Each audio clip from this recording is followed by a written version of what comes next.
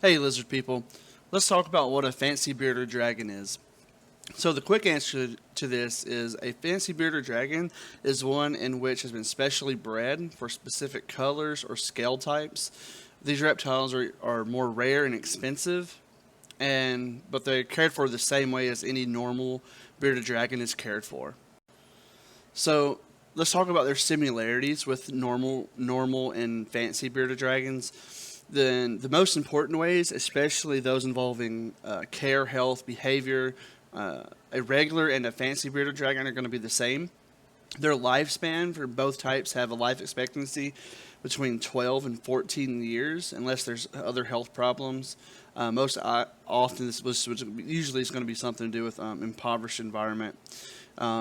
Their diet, both types are going to be omnivores and live on a diet of greens and proteins such as crickets and mealworms. Their habitat, both types need a dry, hot environment such as Australia, where they are from. Their habitat will mimic that. Their behavior, both types have the same types of behavior, such as inflating their beards, waving their arms, gaping mouth, raising tail, anything like that. So really, they're the exact same as a normal bearded dragon. It just really boils down to being a different color, and their scale types. So the differences are going to be between these two are really going to come down to their color. Like I just said, standard bearded dragons are on the tan to the yellow side of the spectrum, while fancy dragons are going to be usually more red or lean to be more red. And then their scales are going to be, for a normal bearded dragon, they're going to be rough in how they feel. But a fancy one can have smoother scales or textures. Often these are referred to like a leatherback or things like that. And when it comes to their price, a normal bearded dragon are going to be much lower in their cost compared to a fancy bearded dragons. And that's because fancies are rare usually. Breeders go through a lot of effort to make them, and we're going to discuss that here in a second. Here's a quick image of what one fancy bearded dragon, just give you a visual representation of what one could look like. So let's talk about how they're made. This is all done through a process called selective breeding. In this process, breeders have the goal of a specific look or type of dragon they want. And we'll talk about the types of fancy dragons here in a bit. And these breeders take two of the dragons with a tendency to have those qualities more often that they're looking for, and then breed those dragons together. And they repeat this process until they get what they're looking for. And this can be very tedious in a long process. But for example, a breeder may go with a ruby red dragon, and they would look for two normal dragons with a little bit of red. And after breeding these dragons, they look at the two dragons of the babies to see if they have more red, and they breed those. And they continue this process with red bearded dragons until the specific color appears. And the more prominent it is on each offspring, those offspring are chosen to further reach the desired effect of what they're looking for. So it's a complicated process, which takes most bearded dragons, is why they're so rare, these fancies, and it causes them to be more expensive compared to normal bearded dragons. So let's talk about some of the types of fancy bearded dragons. There's a lot of different types. The most significant differences, like we've mentioned, are going to be around the color and scale type. So in this section, we'll briefly go over the different types and describe how they look.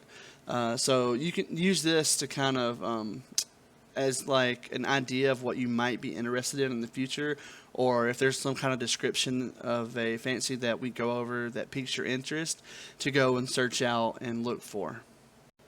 So first we'll cover scale types. There's hypo, which is hypomelanistic, and these bearded dragons have a lighter color in their scales, their nails, and their eyes. Trans, this stands for translucent. These have skin and scales which are slightly see-through. Often their eyes are going to be solid black. A hypotrans, as the name may suggest, this type of bearded dragon has both a lighter coloration of the scales, nails, and eyes, as well as translucent qualities to their skin. This combination often creates a unique bearded dragon. And then there you have a het hypo. This type is mostly a quality just breeders used, that breeders are interested in. This kind of dragon has qualities that basically the reason only breeders are interested in it because they carry DNA that the breeder is interested in using, but it's not really present visually. And then we have a het trans. As with the last type, the trans qualities are present in their genetics, but you won't be able to see them visually. And then we have double het, as with the last two types, trans and hypo qualities are present in the breeding, but not visually. Then we have trans het hypo. In this type, the translucent qualities are visual, but the hypo qualities are hidden through present, but although present in the DNA. And then hypo het trans, this is the opposite of the previous type. And hypo qualities are visible, but trans attributes are going to be a hidden gene. So when it comes to color, the color of these bearded dragons really depends on what the breeders combine. And with each generation, the three primary color types for fancies are going to be red, yellow, and white. So here are some specific red fancies. These are going to be just your normal red, a bloody red, ruby red, sandfire red, an orangish red, citrus tiger, sunburst, and tangerine. These are all specific fancy color morph types that you can go do a Google search on and see what they look like. Maybe you're interested in getting one. But like we've said before, any fancy dragon you do choose to go after will be just expect to pay a little bit more for that. Here are some of the specific yellows. This is going to be a gold bearded dragon, lemon fire, citrus, sandfire gold, or just simply yellow. The white variations are going to be albino and then snow. So for specialty types, there are 3 unique types of bearded dragons which don't fit into the above categories that we just talked about. That's going to be your German giant bearded dragon. By selectively breeding more massive dragons, the breeder can create beardies which are up to 50% larger than the standard. These are often combined with exciting colors from above.